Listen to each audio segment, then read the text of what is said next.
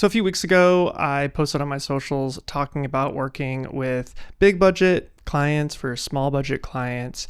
And what I posted here was really referring to a job I did with T-Mobile versus, jobs that I do with local agencies in the Midwest. And people have talked about this before, but I thought this was a good reminder and a real anecdote, where I've sometimes gotten paid over 60 days for a job and for like a small regional agency, but then on bigger budget shoots like a T-Mobile gig that I did a couple of years ago, which was a multi-day shoot. I think actually we shot for like 10 days or something like that. So the budget was much larger and I got paid within like 2 weeks or less. I think it was like 12 days or something like that. Really, I just want to talk about the differences between the two and how we can actually translate that over to our smaller shoots.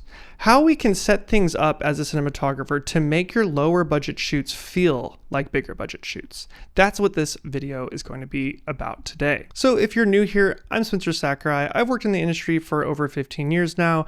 I've shot 2 full-length feature films, and I've worked with brands like T-Mobile and Adidas, ESPN, Google. And on this channel, we talk candidly about being a cinematographer and making it in this career and creating better images. But in today's video, I want to talk about ownership again. I keep bringing that word up because I think it's very important in the role as a cinematographer. You need to take ownership of your job, of your position on set. And the more you take this ownership, the more that you're able to impact the shoot as a whole and also impact your images as a whole. And you're probably asking, how does that relate to getting paid? But we'll kind of get into that in this video. So really what happens when you're working with these larger budget clients and you're working on these larger budget shoots, things tend to go much smoother. You have much more resources and you're probably working with people that have a lot of experience and really know what they're doing. And that culminates, that translates down the line through everything that you do on a project like that, right? It's just less stressful. There's a ton of moving parts, but things just tend to work better because of that higher skill level. And then the lack of resistance because you do have funding for the project that you're doing. Now you're probably saying though, like, Spencer, I'm not working on those shoots. I don't have those big budgets. I'm struggling to get into those big budgets. So let's talk about how you can make your smaller budget shoots feel like those bigger budget shoots. So the T-Mobile job I worked on was this kind of ad that was very highly produced, but also had this kind of doc style vibe to it. So of course there was some interviews and then some B-roll, but the B-roll was extensive. There was 3 or 4 principal days of hardcore shooting, really intentional shooting. And then there was like some more where the client actually backed away and I just had to shoot some more stuff over the course of a week, capturing it's basically like an art mural that was being painted on the side of a T-Mobile building. But what's interesting about that is that the resistance was so low, right? So I was like, well, I want this to be elevated. I want it to look really good. And I want nothing to fall apart, especially when I didn't have the full crew for the days after the principal photography. But knowing that I did have the principal photography and I needed things to look great and not have any problems, I requested a pretty nice camera package. At the time, I was really liking the Area Mira, so I asked to have the Area Mira and a set of cinema lenses for the shoot. And T-Mobile really didn't bat an eye at that. Not that it was that expensive to get I got kind of a deal because I rented the Amira for like 10 days or something like that. So I got a deal on it, but they were like, sure, like let's do it, right? Whereas that's not going to be common on your lower budget shoots. You're going to probably have to fight to use a camera you want to use. And that's why I do highly recommend owning your own camera, one that you're really comfortable with and you can get good images out of, because you're going to run into those issues early on and with the lower budget shoots. But you can see there's like just less resistance there, right? Like, yeah, sure, use the Amira. So I had this Amira package the whole time, right? So I was able to use a camera that really supported the shoot and made sure I had flawless imagery. The Arri Alexa sensor, which is in the Amira as well, is just a flawless sensor. And that camera also has internal NDs. It's really nice. It's really well balanced. It's a package that you can just pick up, throw a monitor on it, or I use the EVF on it as well, or throw a battery on it and start shooting. And then a lot of those days that I was shooting by myself, it was like I was shooting lots of footage, but it was pretty low key, right? I didn't have the full crew there for some of those days because it was a kind of doc style thing, and I just needed to capture intentional footage through those days. And then at the end, I invoiced, and then I was paid within just a couple weeks. And then they edited it very quickly, and it was live, and it was just such an easy thing. And so I'm not trying to talk about how how awesome it is when you get a big budget and how easy it is for you. Really, I want to translate that down the line here. But I found that if you treat every job you're asked to be on, as if it's a big job, as if it's your last job, as if every job is an opportunity to make the best images and also create the best work for your client and yourself possible, you can really change how you impact the shoot and you impact your career and you impact your images. It's easy to get caught up in the budget and the scope of the project and to, get a little bit lazy or let things go or be like, this is too hard because we don't have the resources. But what can you bring to the table as a cinematographer to elevate every single project you're on? And that kind of goes back to this ownership thing. Take ownership of the role and ask the right questions, provide the right feedback, provide the right resources that you have access to make it the best project possible or to make the best images possible. I keep talking in that way because there's, this is a nuanced thing that we do. Maybe you're a filmmaker that just wants to make really good images for your films. Or maybe you do this as a career and you're trying to figure out how to excel in the career side of things. Or you want to just make more money at it, right? I still think this all applies to all of those things. But that's kind of why I talk in that way. Because I know that you're not all the same out there, right? Well, I know that cinematography is, there's a lot of different projects that you could be using this knowledge for. But when you start owning your role and remember that you're the expert, and remember that it's basically your set. As a DP, it's your set. The director obviously has so much influence. They're the creative side of it. They're also talking with the agency, trying to make sure that the agency is getting what they're wanting. But as the DP, every image that is created and put on screen, you have heavy influence over, right? So what can you do to keep impacting that image? Be the expert, or at least act like you're the expert, and have a clear goal of what you're trying to create, and then go towards that goal. Have that intentionality. And so if you're treating each shoot like it's the biggest budget thing possible, then what would you do? Like I said earlier, you would show up with the best camera that would get the job done for you, maybe the most reliable camera you can afford at the time.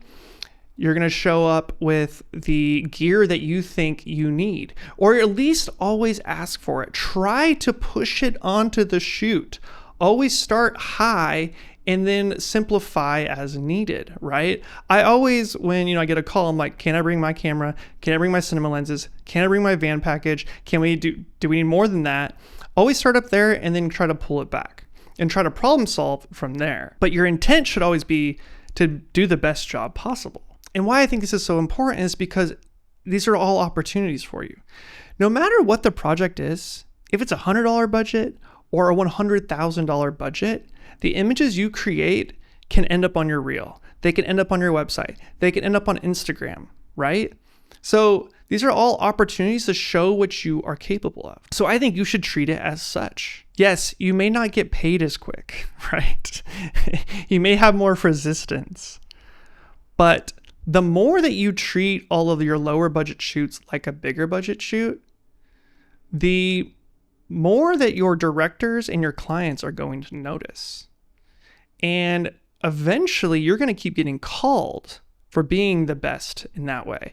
You're going to get called to do those bigger budget shoots when they come to town or in your market, or maybe people find you online and they want to fly you out.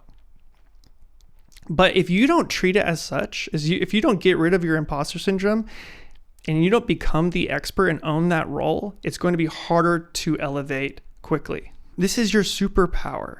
The ability to be that expert and treat every shoot like you're shooting for Apple or something. Because the reality is that any shoot that you're on, if you're going to present it online or something, it needs context, right?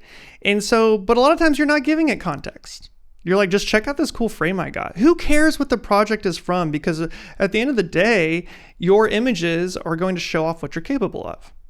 So maybe you get hired from some small agency to do some social stuff. But can you show up with the skill set and the mindset to make something that makes it feel bigger than that? Makes it feel like it's for an Apple or a T-Mobile commercial or something of the like? Something with a large budget? And it's that mindset that I always push. And this is why I'm always talking about using a specific camera and creating a certain ethos. Use cinema lenses that allow you to not rely on autofocus, right? That have a look to them. And then use a camera that gives you the intentionality to treat it like, so say you're not shooting on an Alexa, but what camera can you shoot on that makes it feel like you're shooting on Alexa? One that has dynamic range, one that has, it may sound silly, a simple menu system. One that only has those qualities to creating intentional images and isn't relying on auto abilities that the camera might have. Having intention with the lighting, having intention with the composition, treating it like millions of people are going to see that image, right? And if this sounds obvious to you, I'm sorry, but I think early in my career, I had to figure that out. I'd be on some shoots and be like, oh, this shoot is so silly. Why are we doing this?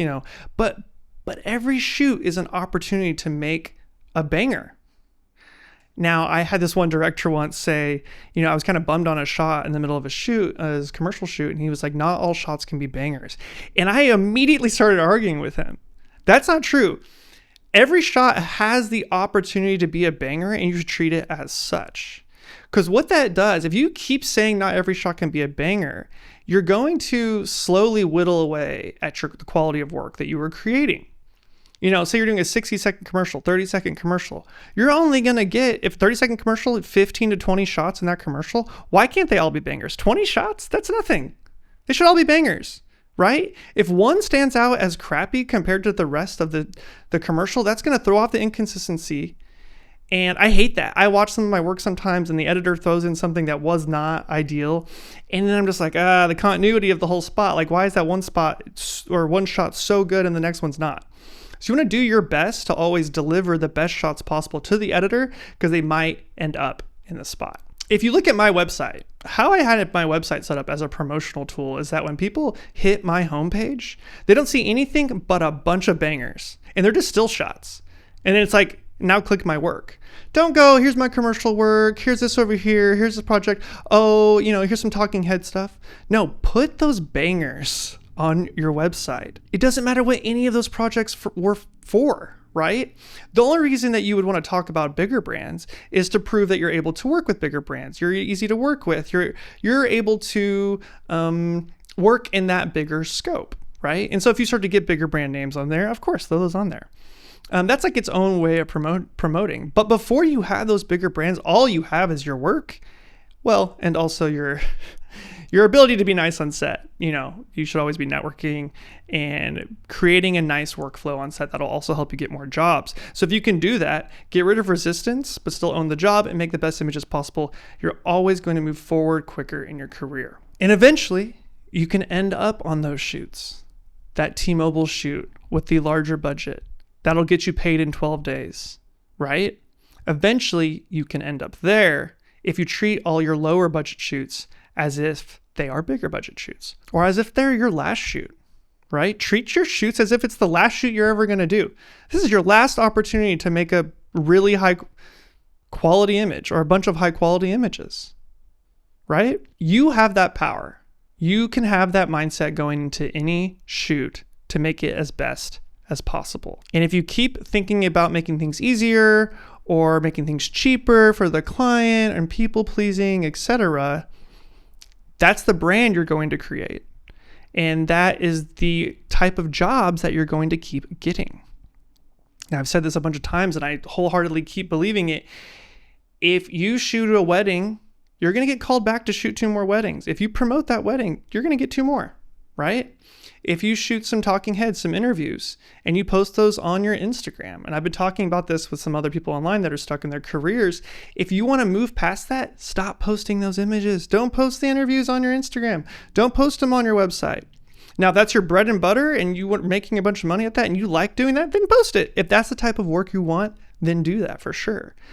But always trying to be presenting your brand, basically presenting the images that you want to keep making, right? So if there's an image that you really are proud of and you want to make more images like that, or maybe elevated versions of that, that's what you need to be putting out online and promoting with and showing people. Don't just show what you can do just to make money or get another job, right? I really believe in creating I guess you can call it a brand or a persona for yourself that people are like, oh, that person shoots this way. And I've said this before on the channel, but like people have hired me for the Spencer look, whatever that means, right? But it's the intentionality. It's what I'm trying to present to the world. Then you get called for that type of work. And this goes along with your workflow. And to touch on that again, it's like, what camera do you show up with? Are you showing up with a mirrorless camera, or are you showing up with a cinema camera, right? How are you showing up to set that's setting those expectations of the type of work that you're about and the type of work that you want more of, right? So that might be a long way of talking about small budgets and big budgets and how it all works, but it's just a topic that I think is really important. And I often hear that people are stuck in certain ways, and I think this is a good way of thinking about that. This is a good way of always be treating the work that you're doing more holistically in long term. If you're interested in creating better images and you don't really know where to start, or maybe you are making images that are okay, but they're not quite what you're looking for yet, and you want to learn a little bit from my workflow, you can check out my course online. It's called the DP Mindset. I'll have that linked in the description below. We also have a Discord community over there that is growing, where we can help each other out and talk about our work and our wins and our struggles and where we're at with our images and our career. And I can answer those questions there in the Discord. So if you're interested in that, you can sign up below. But let me know your experience when it comes to clients and budgets and when you're getting paid. It was funny in the comments how many people had different experiences in that they actually said that some of the bigger clients were harder to work with. I have never found that to be true. The bigger the client, the easier everything goes. Quicker you get paid, the more accurate the feedback is, the quicker the feedback is, and the less revisions you have to do. It's the smaller clients that are more egoic, and everything is so stressful for someone that has less money. And you'll hear about this in all business. This is very common in all business. The lower it is, the kind of just the more friction that there is. Let me know in the comments below your experience. I'd be really curious to see how everyone else kind of deals with that side of things. Okay, that's it for me in this video. As always, guys, I'm Spencer Sakurai. Peace.